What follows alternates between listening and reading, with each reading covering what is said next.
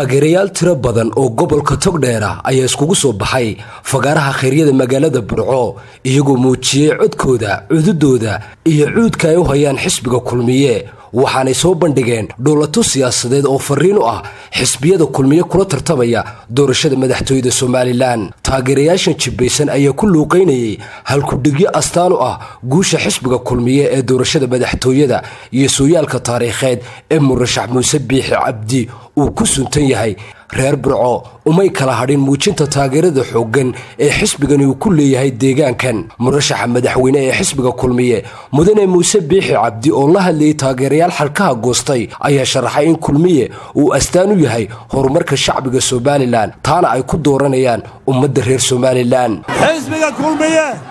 xuduntiisa waxay ku aasan tahay magaalada Burco gobolka Togdheera. waxa la yaab leh waxa aan la filaynin waxa mujaahidiintii koosaar lahaa ee lixla lahaa ee aadan Saleebaan lahaa ee aadan Shiina lahaa ee Xasan Yoonis Habana lahaa ee Axmed Dhagax lahaa ee Cabdillaahi Suufi lahaa godka qaban maayaan maanta marka aynu maqallo xisbi Soomaaliland oo doonaya inuu dalka xukumiyo ayaa xamar laga soo hambalyaynaya oo ay xamar soo taageeraysaa oo xaflada loogu qabanaya adeer ragii dalkan u dhintay luxudku la soo kacay ma geyno xamar taladeeda ma aqbalo waxba nagama dhaxeeyaan wixii na dhex yaallay kamaanaan bogsan nooma garaabin xamar qarnimadeeda way diidan tahay ninka looga talinayaa isaga u taala ragga abaalawayaasha ee maanta Kulmiye wax ka sheegaya miyay iloobeen maalintii baarlamaanka la qufulay ee cirra gudoomiyaha ahaa ee Soomaaliya ku xigeenkiisa ahaa markii ay isqabteen mucaaradka iyo dawladdu Burco iyo Hargeysa mudaharaadkii ka dhacay 3 qof baa u dhintay in cirra qufulka laga jabiyo Kulmiye ahaayeen Kulmiye ahaayeen maanta miyaan u xishoonay inuu Kulmiye wax ka sheego cirro markaa wadani ma jirin xisbigii maalinta dhiiga u huray in cirro laga saaro meesha wuxuu ahaa Kulmiye cirro inuu siyaasadda ka mid noqdo oo uu kursiga chairmanka baarlamaanka fadhiisto Kulmiye gacantiisa u weyn ku lahaa xubnaha ugu yar bay ahaayeen 28 Kulmiye ayaa isgarab taagay xisbiga Kulmiye isgarab taagay Sinaayiya ragii xukuumaya xisbiga maalinta waxaanu ahay guriisku markay doonayeen xoog inay ku soo saaraan ee uu dalbanayay ninka imka wasiirada dakhliga ahaa garab socda cirro maalintu doonayay inuu karbaasho dhagan la dhaca cirro Sinaayiya iyo aniga iska gudubnay marxaata ilaahay maanta kii maalinta ulay qabta lahaa inuu garab socdo oo uu amaano cirrana uu taa ku raaxaysto madaxnimo ma aha taariikhda sida loo raaca qofka uu taariikhda been ka sheego liidar ma noqon karo waxaana lahayn inaad ku faantaana waa nacasnimo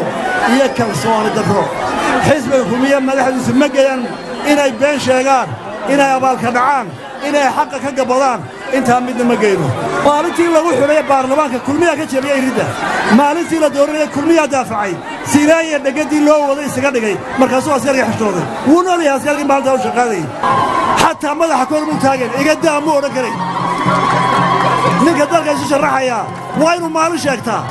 maalintaas Allah waa inuu raahdaa waa in wax lagu soo qaadaa ma aha ummaddu waxay u halgatay in marjanaabiyo lagu aamini maayo in xamar laga taageeray dalka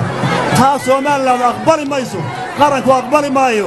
anana aqbali mayno. wasiiro siyaasiyiin xildhibaano aqoonyaha fanaaniin iyo mujaahidiin iyo madaxda xisbiga Kulmiye ee gobolka Togdheer iyo degmada Burco ayaa iska daba maray in shacbiga reer Soomaaliland ay u riyaaqayaan waxqabadka taabagalka noqday ee xisbigan uu dalka ka hirgeliyay iyagoo ugu baaqeen shacabka reer Soomaaliland inay cod aqlabiyada mar labaad ku doortaan xisbiga Kulmiye si qarankani uu horumar ballaaran ugu tallaabsado. xisbiga wadani la yiraahdo barnaamijkiisu waxa weeye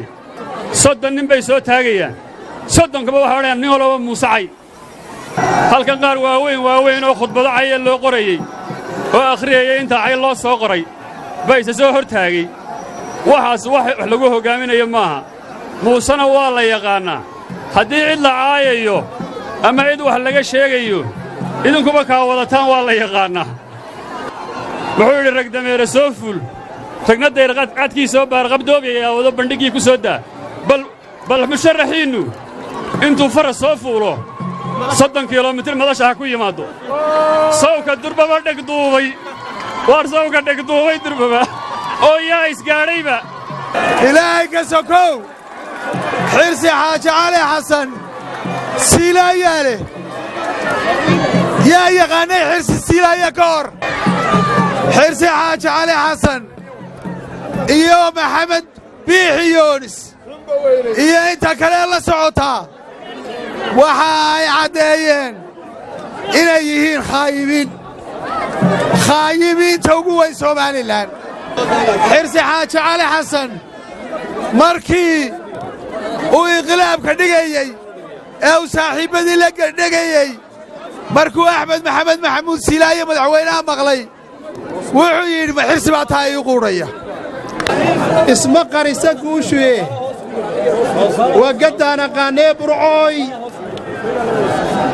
waa idinkaa gadoodee geesaha ka joogee muusena gardaadshe guusha waynu arkaynaa gacantuun u taago guusha yaan la baylihin xisbiga waddani intuu fagaare isa soo taago dad wada dhashay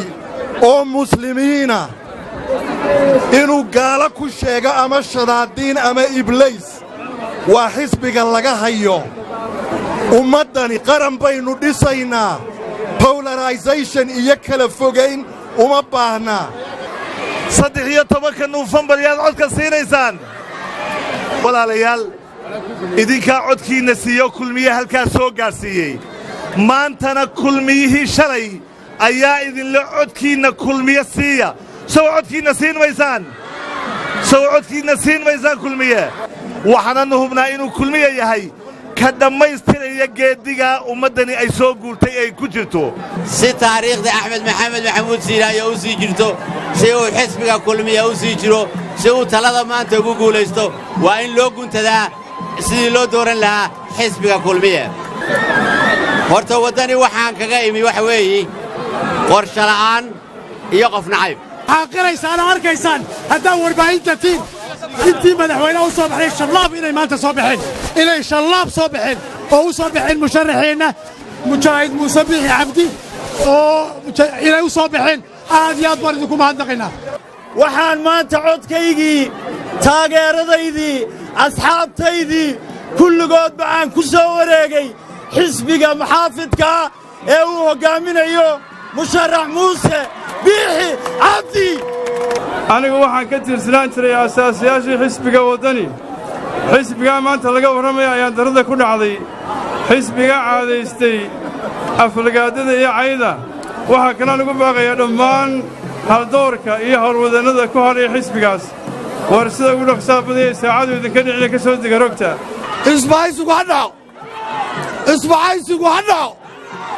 isbahaysigu ha dhaco waddanina ha dhaco kulmiya ha waaro soomaalinaad ha midowdo xamar waar xamar miyaynu rabnaa waddani baa raba sow ma aha cirraa raba sow ma aha shaariciyada kala duwan iyo goobaha ganacsiga ee magaalada Burco ayaa laga dareemayay mawjadaha taageerayaasha xisbigana ee magaaladan iskugu soo baxay Ridwaan Caydiid Ismaaciil Akiid telefishinka qaranka Jamhuuriyadda Soomaaliland magaalada Burco ee xarunta gobolka Togdheer.